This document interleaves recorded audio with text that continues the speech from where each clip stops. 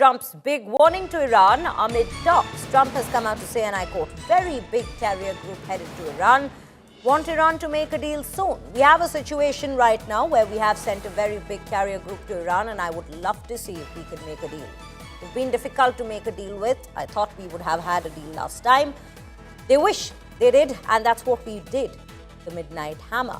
Let's quickly listen into what Donald Trump has exactly said before we proceed with more details and discussion on this. The situation right now where we sent a very big carrier group to Iran. I'd love to see if we could make a deal. They've been difficult to make a deal. I thought we would have had a deal last time. They wish they did, and that's where we did Midnight Hammer. But with the restored strength and the tremendous power that we've now built up over the last number of years, even though there was an interlude with Biden, who is the worst president in the history of our country. What can Iran do to avoid attack? Give us the deal that they should have given us the first time. If they give us the right deal, we won't do that. But, you know, historically, they haven't done that. I will say they want to talk, but so far they do a lot of talking and no action. When are those talks, Mr. President? They've already started. Do you want regime change in Iran? Well, it seems like that would be the best thing that could happen. For 47 years, they've been talking and talking and talking. In the meantime, we've lost a lot of lives while they talk, and legs blown off, arms blown off, faces blown off. It's been going on for a long time, so let's see what happens. In the meantime, we have tremendous power has arrived, and additional power, as you know, another carrier is going out shortly. So we'll see it out. If we could get it settled for once and for all, that would be good. Who do you want to take over? What? Who would you want to take over? I don't want to talk about that. There are people. Pranay Upadhyay joining me on the broadcast. Pranay, very good morning to you. If we shift our focus to the situation between US and Iran at this point of time, of course, there have been talks from both sides to, in fact, settle that very deal that Trump has been speaking of. But right now, we see the military presence from the United States that's only been increasing to probably put more and more pressure on Iran at this point of time to give in to what the US demands at this point of time for their part in that very deal. Share, you know that President Donald Trump has been exercising and deploying his maximum pressure policy on Iran. And when he says that, let's see what happens, that clearly shows that he's keeping all the options open, including the options of diplomacy as well as of military action, and especially, as you mentioned, about the military presence of the United States in the CENTCOM region, in the Arabian Sea and the Gulf of Persia. This clearly indicates that U.S. has actually shown a both aggression in that region. Two of the U.S. aircraft carriers, USS Abraham Lincoln as well as USS Gerald are deployed in that region of CENTCOM. And that clearly shows that, you know, U.S. is mounting military pressure on Iran. Why? They remain engaged in conversations and diplomatic engagement. Recently, they had a round of talks between Steve Wittkoff, Gerald Kushner, and the Iranian Foreign Minister, Sayyid Abbas Araghchi. And the next round is also likely. But we have seen similar pattern during April to June. And ultimately, U.S. did carry out a military action. And that's why the world is worried that will U.S. carry out another action, another military strike against Iran. And since our colleague Sumit is there in Tehran, he has been reporting the ground situation, how Iran is also preparing and, on the other side remains engaged with the United States. But that is a very precarious and a very volatile situation. No one knows that, what option President Donald Trump would take. But in fact, the world capitals are also engaging with the United States and trying to mediate a situation to find a diplomatic solution.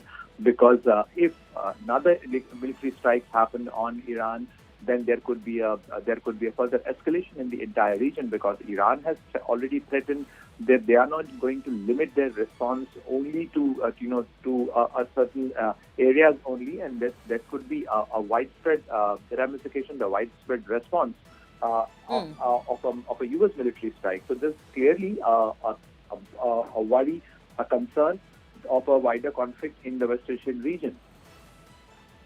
Right, Pranay, and thank you for putting that into context for us at this point of time as to what all has been underway so far. to understand this particular move of Donald Trump. And as we speak of this very move, let's quickly take a look at what he has said one more time before we proceed.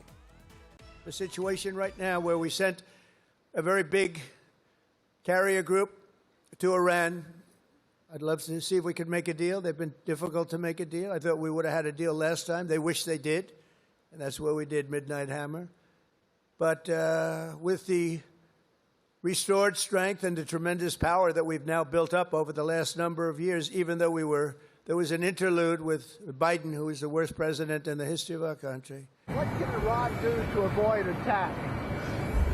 Give us the deal that they should have given us the first time. If they give us the right deal, we won't do that. But, you know, historically, they haven't done that. I will say they want to talk, but so far they do a lot of talking and no action. When are those talks, Mr. President? When are those They've talks? already started. Do you want regime change in Iran? Well, it seems like that would be the best thing that could happen.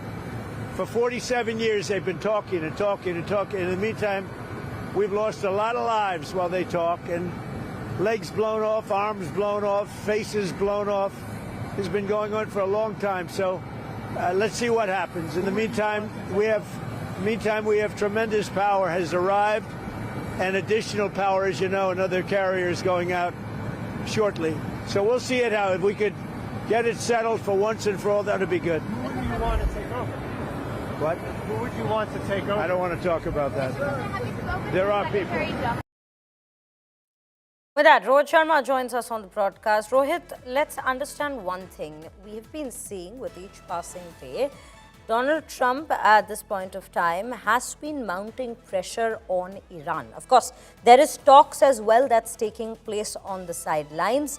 With this very move that we see now, with mounting pressure coming in from the US administration on Iran, where are things standing in terms of the relations as well as that very deal that the two sides are trying to negotiate? Well, I think President Trump is doing what he does best. I think he's keeping all his options open. You know, there's obviously power play. The fact that USS Gerald Ford has also been dispatched to the Middle East. Earlier, you know, USS Abraham Lincoln was dispatched to Middle East. We also know for a fact that the F-22s and F-35s and all the bases that the US has in the area have been activated. There are troops in the area. There are C-150s that are in Middle East. So I think President Trump is definitely, you know, showcasing the power that America possesses in case it has to take an action. Now, today, when he said that, you know, for 47 years, it's been too long that we've allowed this regime to be in place, and that's left a lot of blood of their own citizens, in fact. So we'll have to see what he does. There is some kind of understanding in Washington, D.C. that if President Trump does try to launch an operation, that operation could launch for weeks. And that is exactly why it's taken such a long time for President Trump and America to make sure that they have enough resources in Middle East if they were to carry out an operation to replace the existing regime in Iran. So we'll have to wait and watch. But I think it was very clear today when he said what he said, that, you know, he definitely wants a deal. We saw him meeting with President Netanyahu this week. They also talked about the options that they would offer to Iran in terms of what deal would look like. Now, it all depends on how these conversations go. But, you know, U.S. is making a power play move. They're getting their heavy, you know, lifters out there in Middle East. And the understanding is that this is obviously going to be different than Venezuela, meaning that this could be a long operation that could last for at least weeks. And the president is taking all his time to ensure that everything is in place if he were to go for that option. Right. There is, of course, that aspect as well that we're looking at, how long the preparations at this given point of time for that operation that they are planning for, if required, how long will that go ahead? But Rohit, let's also understand one thing. There is one particular sticking point in the very negotiations wherein US has been insisting for a halt in the uranium enrichment for Iran, and Iran has said that zero enrichment is absolutely non-negotiable at this given point of time. If we speak of the United States, is there any particular room for negotiation when it comes to this very point? Will they be, agreeing to giving any leeway whatsoever to Iran on this particular point? Because unless they proceed from here, there is no deal. And that is one of the talking points that even Prime Minister Netanyahu had when he was visiting to the U.S. He made certain demands too, including that and the fact that the missile program of Iran should be limited to a certain range. So we'll have to wait and watch, Shreya. I think for President Trump, I think he was okay as long as they were not going for a nuclear weapon, but the nuclear and the uranium enrichment, handing over all the existing nuclear fuel, and then making sure that Iran does not has only limited number of missile and the range. I think those are like literally, honestly, I mean, those are hard sell for Iran. And I believe personally that they would not be wanting to do that for their own reasons. But I think President Trump has made his terms clear to Iranians. Jared Kushner and Steve Wittkoff have been talking with the Iranians. At the same time, we'll have to see what Iranians come up with. Now, the meeting in Oman last Friday was not that conclusive. So we'll have to see if how much time does Iran have, and I think how much time does President Trump want to give Iran. I think that's another concern that a lot of people have. How much time does he have? If he takes action now, which is in February, and let's say if they end up operation in a month or two, he could still go into midterms this year claiming another victory. But if he waits too long and lets this proceed, I don't think President Trump would be willing to take an action sometime in the summer, because that would be disastrous, if this operation does not go too well for his midterms. So there are a lot of calculations at play, Shreya, we have to understand. I think Iran will have to make concessions, or willing to at least, and President Trump has to, understand that if that's the best they can get, then they'll have to make a decision on if go with that or go for a military option. Right. Those seem to be the two options at this given point of time. What we have to keep a watch is whether there are other mediators that come in between at this point of time. Thank you, Rohit, for putting that into context for our viewers.